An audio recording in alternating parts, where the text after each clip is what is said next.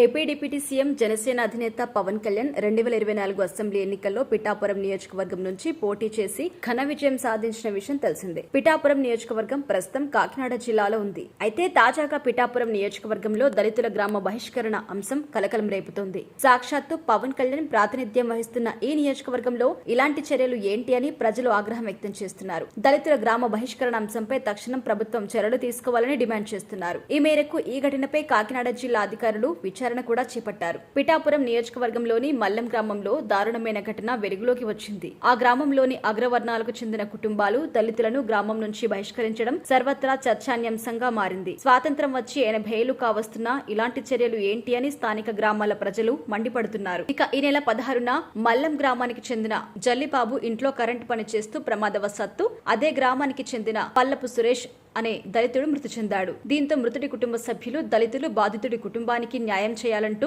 ధర్నా చేశారు. నష్టపరిహారం కింద 2.75 లక్షలు ఇవ్వాలని డిమాండ్ చేశారు. దీంతో ఆగ్రహించిన అగ్రవర్ణాల కుటుంబాలు దళితులని గ్రామం నుంచి బహిష్కరించారు. దళితులు వస్తువులు అమ్ముకోకుండా హుకుం జారీ చేశారు. గ్రామంలో ఒక వర్గానికి చెందిన వారికి హోటల్లో టీ, కాఫీ, టిఫిన్ ఇవ్వొద్దని, నిత్యావసరాలు విక్రయించొద్దని ఆంక్షలు విధించారు. ఆదేశాలు అతిక్రమిస్తే తీవ్ర పరిణామాలుంటాయని హెచ్చరికలు జారీ చేశారు. దీంతో బాధితులు పోలీసులకి కంప్లైంట్ చేశారు. ఈ వివాదం తారాస్థాయికి చేరడంతో పోలీసులు రంగప్రవేశం చేశారు. ఈ మేరకు పిఠాపురం సీఐ జి శ్రీనివాస్ ఇరు వర్గాలను శాంతింపజేశారు. ఆర్డీఓ మల్లేబాబు వచ్చి ఇరు వర్గాల మధ్య సయోధ్య కుదిర్చినట్టుగా తెలుస్తోంది.